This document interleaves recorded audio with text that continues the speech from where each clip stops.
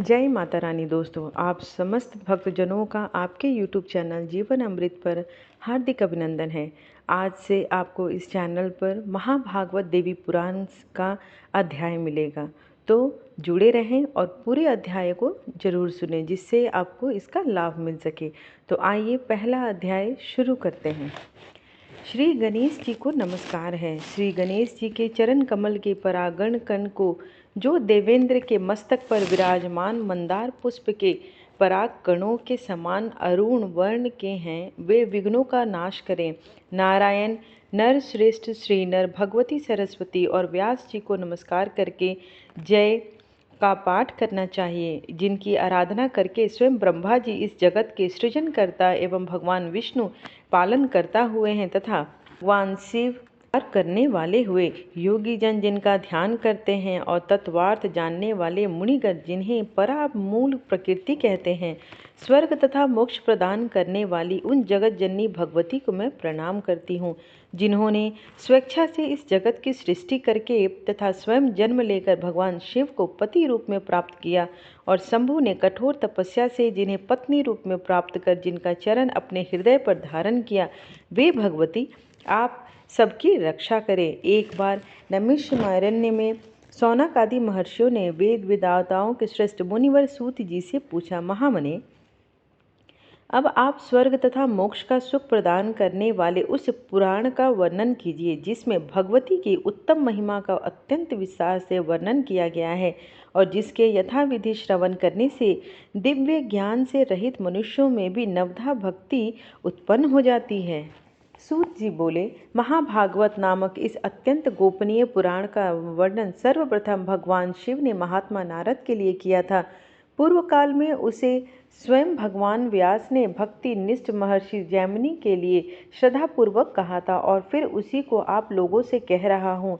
इस प्रयत्न गोपनीय रखना चाहिए तथा कभी भी प्रकट नहीं करना चाहिए। इसके श्रवण करने से तथा पाठ करने में द्विज को जो पुण्य प्राप्त होता है, भगवान शिव भी 100 वर्षों से उसका पुण्य का वर्णन करने में समर्थ नहीं है, तो फिर मैं इसका वर्णन कैसे कर पाऊँगा, क्योंकि वह पुण्य असीम है।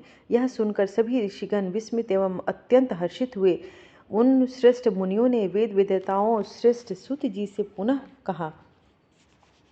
ऋषिगण बोले, मुनिवर, जिस तरह से वह श्रेष्ठ पुराण एवं पृथ्वी लोक में प्रकाशित हुआ, आप कृपा करके इसका यथार्थ रूप में वर्णन कीजिए। सूत जी बोले, समस्त धर्मशास्त्रों वक्ता सभी वेद वेदाओं में श्रेष्ठ धर्मज्ञ ज्ञान संपन्न महान बुद्धि वाले महामुनि भगवती महर्षि व्यास जी 18 पुराणों की रचना करने पर भी किसी प्रकार से संतुष्ट नहीं हुए। उन्हें चिंता हुई कि यह महापुराण परम श्रेष्ठ है, जिससे बढ़कर दूसरा कुछ भी इस पृथ्वी तल पर नहीं है। भगवती का परम तत्व तथा विस्तृत महात्म्य इसमें विद्यमान है। देवी तत्व से अनभिज्ञ मैं इसका वर्णन कैसे कर सकूंगा। ऐसा सोचकर उनके मन में बड़ा क्षोभ हुआ। महाज्ञानी महेश्वर शिव जिनके तत्व को भली भांति नहीं जानते हैं, उनके परम तत्व को जान पाना अत्यंत कठिन है। ऐसा विचार कर बुद्धिमान तथा दुर्भागिता परायण व्यास जी ने हिमालय पर्वत पर जाकर कठोर तपस्या की। उनकी तपस्या से प्रसन्न होकर भक्तों से स्नेह रखने वाली भगवती सर्वाणी के अदृश्य रूप में आकाश में स्थित होकर उनसे यह वचन कहा, महामुने, जहाँ ब्रह्मलोक में समस्त श्रुतियाँ विद्यमान थी, आप वहाँ पर जाइए। वहाँ आप मेरे संपूर्ण परम तत्व को जान लेंगे। वहाँ श्रुतियों के द्वारा मेरी स्तुति किए जाने पर मैं प्रकट होऊंगी और आपकी जो भी अभिलाषा होगी उसे मैं जरूर पूर्ण करूंगी। तदंतर भगवती की आकाशवाणी सुनकर महर्षि व्यास जी ब्रह्मलोक गए। वहाँ उन्होंने वेदों को प्रणाम करके पूछा, अविनाशी ब्रह्मपद क्या है। विनय से नम्र महर्षि का वचन सुनकर एक एक करके सभी वेदों ने तत्काल मुनिश्रेष्ठ व्यास जी से कहा, सभी प्राणियों जिनके भीतर स्थित हैं और जिनसे संपूर्ण जगत प्रकट होता है तथा जिन्हें परम तत्व कहा गया है, वे साक्षात स्वयं भगवती ही हैं। यजुर्वेद ने कहा, सभी प्रकार यज्ञों से जिनकी आराधना की जाती है, जिसके साक्षात हम प्रमाण है, वे एकमात्र भगवती ही हैं। सामवेद ने कहा, जो इस समग्र जगत को धारण करती हैं तथा योगिनी जन जिनका चिंतन करते हैं और जिनसे यह विश्व प्रकाशित है, वे एकमात्र भगवती दुर्गा ही इस जगत में व्याप्त हैं। अथर्ववेद ने कहा, भगवती के कृपा मात्र लोग भक्ति पूर्वक जिन देवेश्वरी का दर्शन करते हैं, उन्हीं भगवती दुर्गा को लोग परम ब्रह्म कहते हैं। सूत जी बोले, वेदों का यह कथन सुनकर सत्यवती पुत्र व्यास जी ने निश्चित रूप से मान लिया कि भगवती दुर्गा ही परम ब्रह्म है। ऐसा कहकर वह वेदों ने महामुनि व्यास जी से पुनः कहा, जैसा हम लोगों ने कहा है वैसा हम प्रत्यक्ष दिखाएंगे। ऐसा कहकर सभी श्रुतियाँ सच्चिदानंद विग्रह वाली शुद्ध स्वरूपा तथा सर्वदेवमयी परमेश्वरी का स्तवन करने लगे। वेदों ने कहा, दुर्गे, आप संपूर्ण जगत पर कृपा कीजिए। पर में आपने ही अपने गुणों द्वारा स्वेच्छानुसार सृष्टि आदि तीनों कार्यों के निमित्त ब्रह्मा आदि तीनों देवों की रचना की है। इसलिए इस जगत में आपको रचने वाला कोई भी नहीं है। माता, आपके दुर्गम गुणों का वर्णन करने में इस लोक में भला कौन समर्थ हो सकता है।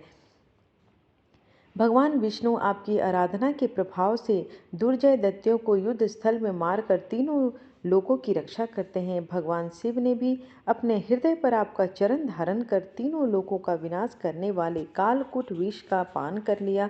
तीनों लोकों की रक्षा करने वाली अंबिके, हम आपके चरित्र का वर्णन कैसे कर सकते हैं, जो अपने गुणों से माया के द्वारा इस लोक में साकार परम पुरुष के देह स्वरूप को धारण करती है और जो पराशक्ति, ज्ञान तथा क्रिया शक्ति के रूप में प्रतिष्ठित हैं। आपकी उस माया से विमोहित शरीरधारी प्राणी भेद ज्ञान के कारण सर्वांतरात्मा के रूप में विराजमान आपको ही पुरुष कह सकते हैं। हे अंबिके, उन आप महादेवी को मैं नमस्कार करता हूँ। स्त्री पुरुष रूप प्रमुख व्याधियों समूहों से रहित हो पर ब्रह्म, उसमें जगत की सृष्टि के निमित्त सर्वप्रथम सृजन जो इच्छा हुई वह स्वयं आपकी ही शक्ति हुई, और वह पराशक्ति भी स्त्री पुरुष रूप दो मूर्तियों में आपकी शक्ति ही विभक्त हुई है। इस कारण वह पर ब्रह्म की महामाया शक्ति स्वरूप ही है।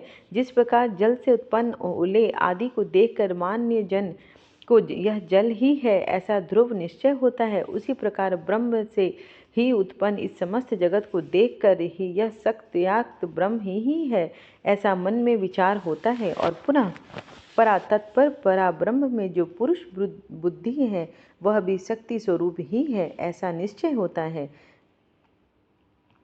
हे जगदम्बिके, देहधारियों में शरीर में स्थित सट चक्रों में ब्रह्मादि जो 6 विभूतियों सुशोभित होती हैं, वे प्रलयांत में आपके आश्रय से ही परमेश्वरी पद को प्राप्त होती है। इसलिए शिवादि देवों में स्वयं की ईश्वरता नहीं है, अपितु वह तो आप में ही है। देवी, एकमात्र आपके चरण कमल ही देवताओं के द्वारा वंदित हैं। दुर्गे, आप हम पर प्रसन्न हो। सूत जी बोले, इस प्रकार श्रुतियों के द्वारा वेद वचनों से स्तुति की गई सनातनी जगदम्बा सती ने अपना स्वरूप दिखाया। सभी प्राणियों के भीतर स्थित रहने वाली उन ज्योति स्वरूपिणी भगवती ने व्यास जी के संशय का नाश करने के लिए इच्छा रूप धारण किया।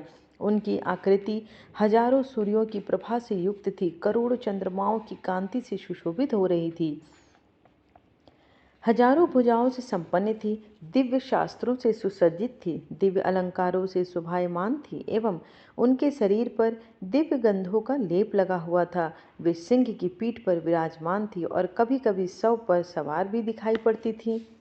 वे भगवती 4 भुजाओं से सुशोभित थी। उनके शरीर की प्रभा नवीन मेघ के समान थी। वे क्षण क्षण में कभी 2, कभी 4, कभी 10, कभी 18, कभी 100 तथा कभी अनंत भुजाओं से युक्त होकर दिव्य रूप धारण कर लेती थी। वे कभी विष्णु रूप में होकर उनके वाम भाग में लक्ष्मी रूप धारण करके विराजमान दिखाई पड़ती थीं, कभी राधा सहित कृष्ण के रूप में हो जाती थीं, कभी स्वयं ब्रह्मा का रूप धारण कर उनके वाम भाग में सरस्वती के रूप में दृष्टिगत होती थीं, और कभी शिव का रूप धारण कर उनके वाम भाग में गौरी रूप से स्थित हो जाती थीं। इस प्रकार उन सर्वव्यापिनी ब्रह्म स्वरूपिणी भगवती ने अनेक प्रकार के रूप धारण कर व्यास जी का संशय दूर किया। सूत जी बोले, इस प्रकार पराशर पुत्र व्यास जी भगवती का दर्शन करके उन्हें परम ब्रह्म के रूप में जानकर जीवन से मुक्त हो गए। तदंतर भगवती ने उनकी अभिलाषा जानकर उन्हें अपने चरण तल में स्थित कमल के दर्शन कराए। परमाक्षर स्वरूप महाभागवत नामक पुराण को देखा। द्विजो तब सिर झुकाकर स्तुति करते हुए देवी को सादर प्रणाम करके कृत्य कृत्य होकर वे महर्षि व्यास जी अपने आश्रम चले गए। उन्होंने भगवती के चरणों में स्थित कमल में परमाक्षर स्वरूप पवित्र महाभागवत पुराण का जिस रूप में दर्शन किया था उसी रूप में उसे प्रकाशित किया। उन्होंने अत्यंत स्नेहपूर्वक मुझे वह पुराण सुनाया और मैंने उसे सुना तथा सम्यक रूप से हृदय में धारण किया। अब मैं स्नेह के कारण आप लोगों से उस पुराण का वर्णन करूंगा। आप लोग प्रयत्नपूर्वक इसे गुप्त रखिएगा। हजारों अश्वमेघ यज्ञ तथा सैकड़ों वाजपेयी यज्ञ इस महाभागवत पुराण की 16वीं कला के भी तुल्य नहीं है। इस प्रकार महापात के प्राणियों में की भी रक्षा के लिए इस भूलोक में महाभागवत पुराण प्रकाशित हुआ है।